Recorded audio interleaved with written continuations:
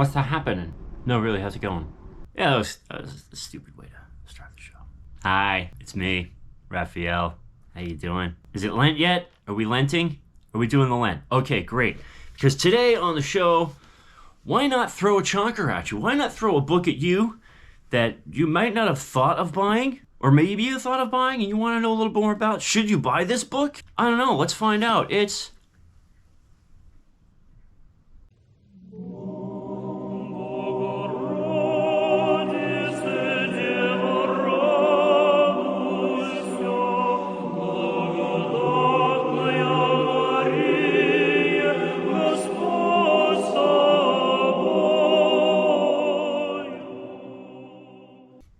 Welcome back, everyone, to Orthodox Review, the most uneducated educational program here on the internet today. I am your host, the guy with 1.5 thumbs, Raphael. Spooky Cat's right here beside me, cleaning herself as she is wont to do, and we are so grateful for you being here today. Thank you so much, everyone, for all your generosity and support. Patreons, channel members, those of you that throw money in the tip jar and PayPal. You are keeping me afloat in these trying times, and my way of saying thanks is just to keep plugging forward and throwing more books at you. More books. Okay. So anyway, so today we are going to take a look at the Lenten Triodion. This particular version is the 2002 St. Tikhon's Monastery pressed version. Did I say pressed? I think I might have said pressed. St. Tikhon's Monastery press version, 2002. This printing is 2019, so second printing. That's not to say there's anything new about it. It's still the Callistos Ware and Mother Mary version that was first slapped down onto paper back in 1978, year of my birth. Hey! This year, the year of our Lord 2023, marks the 45th anniversary of their work here. Before we go into what's in the Triodion, I'm going to tell you why you should go ahead and just buy one, all right? It's $40. I know it's kind of a light, like it's like 3 cups of coffee. That's a lot of coffee to be given up for a book. But it is worth it, especially if you cannot attend church regularly through the season of Lent, if you're not able to make, say, Vespers, or your church doesn't use the Matin service because you're in a smaller mission church, or if there's any point during Lent that there's a service that exists that you're not able to make it to, or maybe even stream online, it's good to have this book in your home so that you can pray it, or at least read through it yourself, or in the other cases that you can follow along and really take in the deep theology of these prayers and services. The reason I got this book, and by the way, to my dear friend Jessica Woodall, who donated the book to the show, mwah, thank you. This one's for you, girl. Anyway, so let's say you can make the services. Let's say you are able to watch the services online. Being able to follow along definitely helps, especially with bad audio, or maybe they're chanting in some other language that isn't English, which is silly in my opinion. Or maybe you just want a deeper understanding of the services you've been attending all your life, or for the past 10 years in my case, 11 years. That is reason number 1 through 5, maybe, that you should get this book. But there's more to it than just the services. Bishop Callistos Ware, of blessed memory, he did repose not too long ago. The boy could write. I mean, he was a scholar in the strictest and fullest sense of the term, in addition to being a bishop of the church. And so he's written a ton of stuff.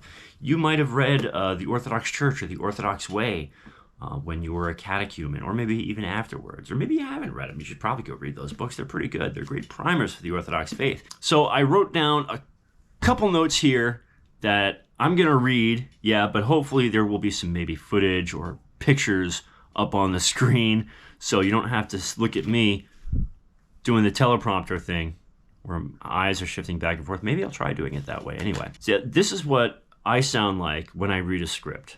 Ready? More than just the parts particular to the Lenten services, a spiritual treasure trove for anyone who tends to its contents outside the services, especially if one cannot attend. The introduction and notes by Callistos Ware are invaluable. Their insight into the nature and meaning of the fast are nearly worth the cover price. Stop, going to talk to you about that right now. The introduction material that Bishop Callistos goes into, it's really eye-opening to read, and it's truncated at best, the history of the fast, where the prayers come from, how the fast became the fast we have today, as it started out as just a 3-day fast in the first couple centuries, but leading up to just the pre-Nicene period, how the 40 days are counted, which days are counted as part of the 40. For instance, why do we have 40 days plus another week, in Holy Week? How the East and West differ in the way of reckoning those days. Just a lot of really cool information in there.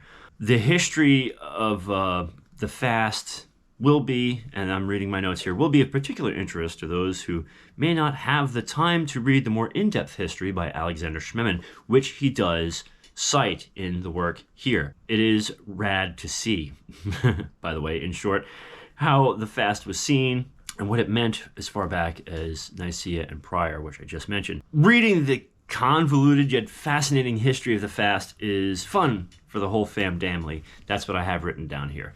There's a couple issues I have with this volume, and none of it has to do with the construction at all.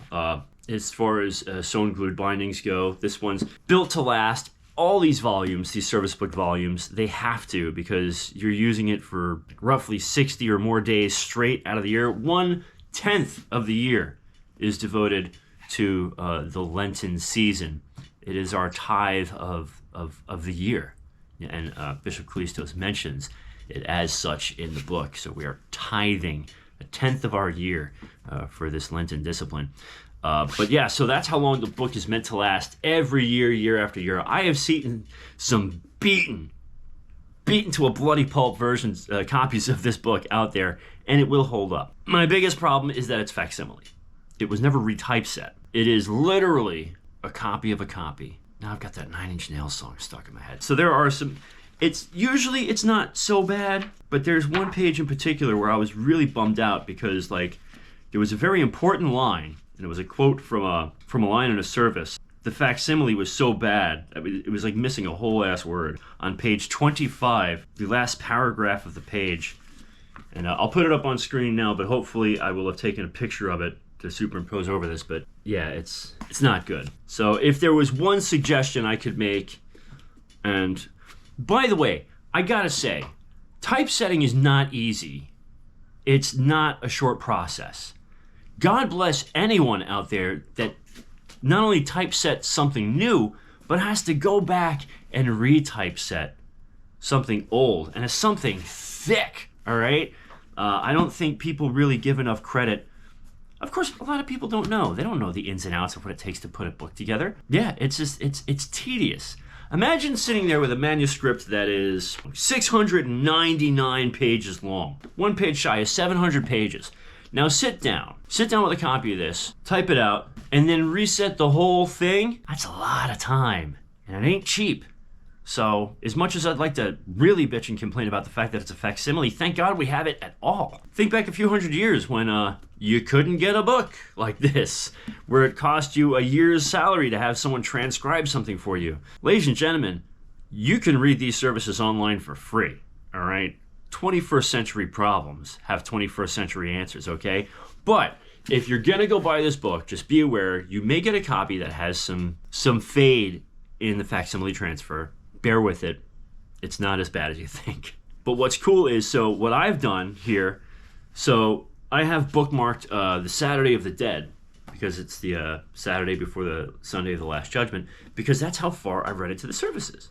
You see, in my parish, we do great Vespers on Saturday night, but we don't do a full vigil. We just don't have the numbers for it, I guess. Although it's something we're probably going to be integrating very soon. And then we do the hours before liturgy on Sunday morning. So it's just like, well, the Vesperal stuff, it's cool if you can't make it, but then you have the Matins and the canons for Matins, by the way. Matins canons are by far one of my favorite things that I can now read because of this book. One of the things we've discussed in live streams and in numerous videos in the comment sections in the past is that no one likes to stare at a phone to read a service, or a tablet, or a computer screen. Like, there's something ingenuous about that. There's something far more real and visceral about reading a service from a book. Let's clean everyone out of their copies of the Lenten Triodion, folks. Go out, if you don't have a copy, $40. If you don't have $40, ask someone for $40. That's how I'm surviving. But yeah, seriously, thank you again, Jessica, for donating the book. At first I was like, I'm not going to do an episode on this because it seems redundant. Everyone has been through Lent or is going through Lent but no, it was only a day with this book that I realized that I wanted to share it with everyone and share what is so great about it, and the fact that they should go out and buy it and use it. I would also like to thank Stephen Robinson. Some of you may know him as Steve the Builder, podcaster on Ancient Faith Radio, but he's also an online friend of mine. He posted this post a week or two ago about how people often ask him what they should read for Lent, and it was a really well-written post. He's an eloquent fella. He said, read the Triodion. So that's kind of why I kind of reached out and asked for a copy. I want to read the Triodion. There's no reason why I shouldn't have read the Triodion by now anyway. And as long as we're taking up new Lenten disciplines, what could be more appropriate than reading the services of Lent, that especially the ones we're not able to attend? A special thanks and shout out to Steve Robinson. You can find him on Ancient Faith Radio under Steve the Builder. Anyway, that being said, do check the links below. Buy all the Triodions. Come here, you. Come say hello to your adoring fans.